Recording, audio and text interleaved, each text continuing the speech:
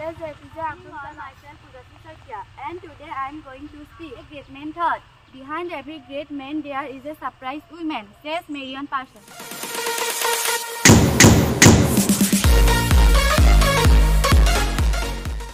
নমস্কাৰ ফ্ৰেন্ডছ সকলোকে সুপ্ৰভাত জনাইছো আৰু আমাৰ 104 নং দেশৱালী বস্তি প্ৰাথমিক বিদ্যালয়ৰ ছাত্ৰ-ছাত্ৰীসকলে প্ৰাতঃসভাৰ কাৰ্যসূচী কেনে ধৰণে ৰূপায়িত কৰিছে তাৰে এটা ছুটি ভিডিঅ' এই চেনেলৰ যোগেদি আপোনালোকলৈ আগবঢ়ালো আশা কৰো আপোনালোকে আমাৰ এই কোন ছাত্ৰ-ছাত্ৰীসকলৰ সুবিধা হোৱাকৈ আপোনালোকৰ কমেন্টেৰে অনুপ্ৰেৰণা যোগাব আৰু লগতে গঠনমূলক পৰামৰ্শ দিবৰ বাবে অনুৰোধ জনাইছো আহকচোন আমি কাৰ্যসূচীখিনি এবাৰ চাওঁ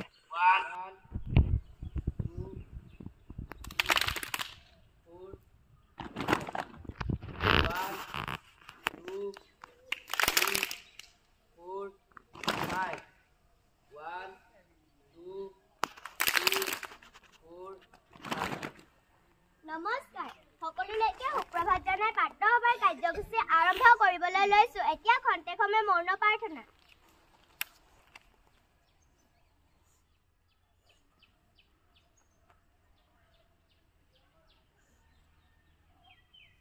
প্ৰাৰ্থনা আৰম্ভ কৰা তুমি Karunamay জগতৰে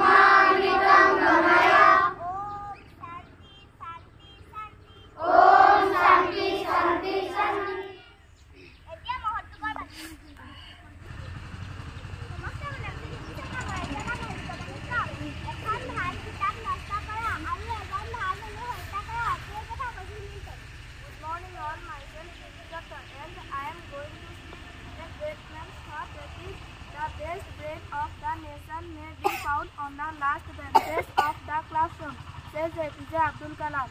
Good morning all, myself Udati Satya, and today I am going to speak a great man thought. Behind every great man there is a surprise woman, says Marion Parsons.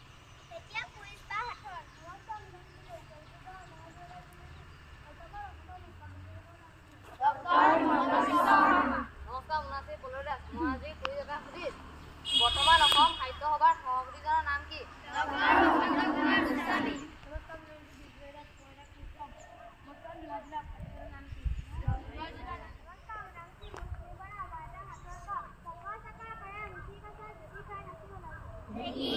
নমস্কাৰ মই শান্তনা গগৈ মই এটা শাখাৰ কাম ঘৰুৱা পহু গোটেই গাটো খহু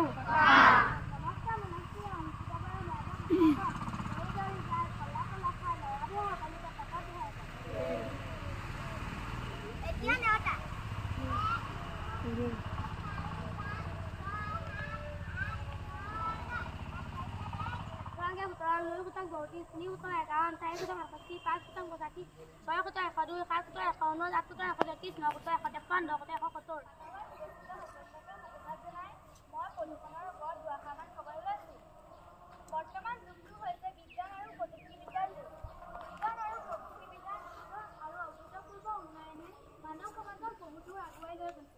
কিন্তু পৰিতাপৰ কথা এই যে মানৱ সমাজে প্ৰকৃতিৰ ওপৰত চলোৱা অত্যাচাৰে নিজেই নজনাকৈ বিপদ মাতি আনিছে।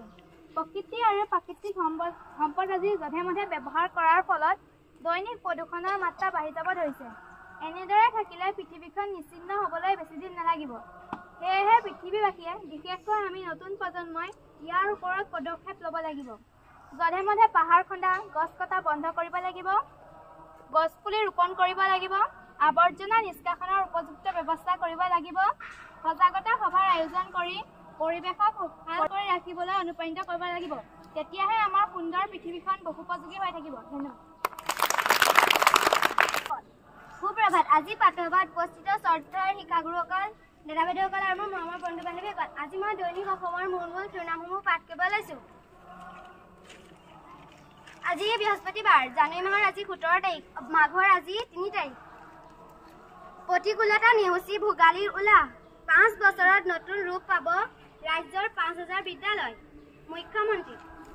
সম্পাদকীয় পৃষ্ঠাত প্ৰকাশিত মুখ্য বাতৰিটো ঐতিহ্যৰ পোহৰ, মহাকুম্ভৰ দায়িত্বত অসমৰ বোৱাৰী। খেলপথাৰ পৃষ্ঠাটিত মুখ্য বাতৰিটো জগভীৰ শ্ৰীলংকা তৃতীয় ৰাউণ্ডত, ৰাজকোটত ৰানৰ অভিলেখ গঢ়ি জয়লাভ ভাৰতৰ মহিলা দলৰ। আজি দৈনিক অসমৰ মূল শিৰোনামসমূহ ইমানেই। ধন্যবাদ। এতিয়া গুণোৎসৱৰ গীত। শিকিবলে শিকাবলে পঢ়িবলে পঢ়াবলে আমাৰ যি আছে সেয়া নকুবিলাবলে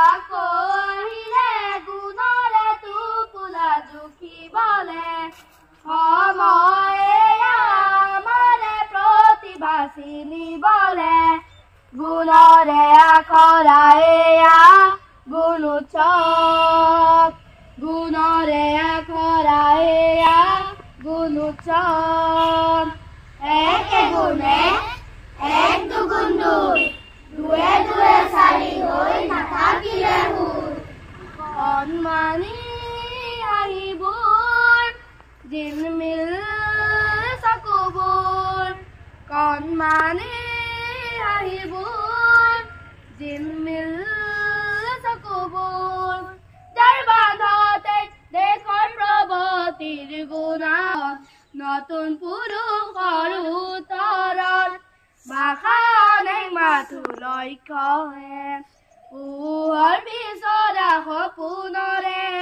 যাওঁতে যোগীয়া হৈ উৎসৱ শিক্ষা বিভাগৰ যুগমীয়া পদক্ষেপ আকৌ আহিলে গুণৰে টোপোলা জুখিবলে সময় আমাৰে প্ৰতিভা চিনিবলে গুণৰে আখৰা এয়া গুণোৎসৱ গুণৰে আখৰা এয়া গুণোৎসৱ। 1951 চনৰ 17 জানুৱাৰী তাৰিখে 17 জানুৱাৰী তাৰিখে তেখেতৰ মৃত্যু হৈছিল। তেখেতে কৈছিল যে ৰূপান্তৰেহে জগত জিনিব পাৰে, এয়া হৈছে মূল গায়ত্ৰী মন্ত্ৰ বুলি তেখেতে কৈছিল। আৰু দিনটোৰ তাৎপৰ্য ইমানেই। সকলোকে মই দিনটোৰ শুভেচ্ছা জনাই মই দিনটোৰ তাৎপৰ্য সামৰণি মাৰিছোঁ। ধন্যবাদ। এইখন আমাৰ বিদ্যালয়, বিদ্যালয়খন আমাৰ আপোন, আমি সদায় বিদ্যালয়লৈ পৰিষ্কাৰ পৰিচ্ছন্ন হৈ আহিম। বিদ্যালয়ৰ নীতি নিয়ম মানি চলিম।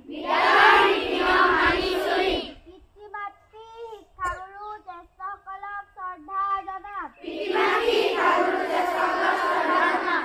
আমি দেশৰ ভৱিষ্যত নাগৰিক। আমি দেশৰ সন্মান অটুট ৰাখিবৰ বাবে চেষ্টাৰ পথত অগ্ৰসৰ হ'ম বুলি সংকল্পবদ্ধ হ'লো। এতিয়া ৰাষ্ট্ৰীয় সংগীত।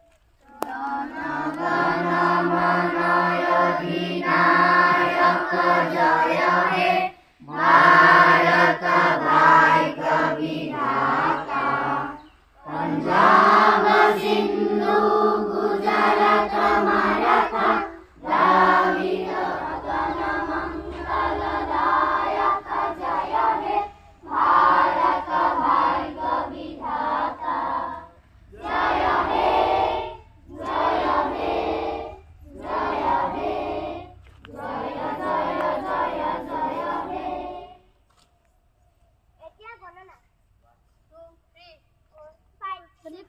26, 27, 29, 30, 31, 32, 33, 34, 35, 36, 37, 38, 39, 40, 41, 52, 53, 54, 56, 57, 58, 59, 62, 66, 67, 68, 69, 70, 72, 73. আজি উপস্থিতি 73 এতিয়া এজন এজনকৈ ভিতৰলৈ সোমোৱা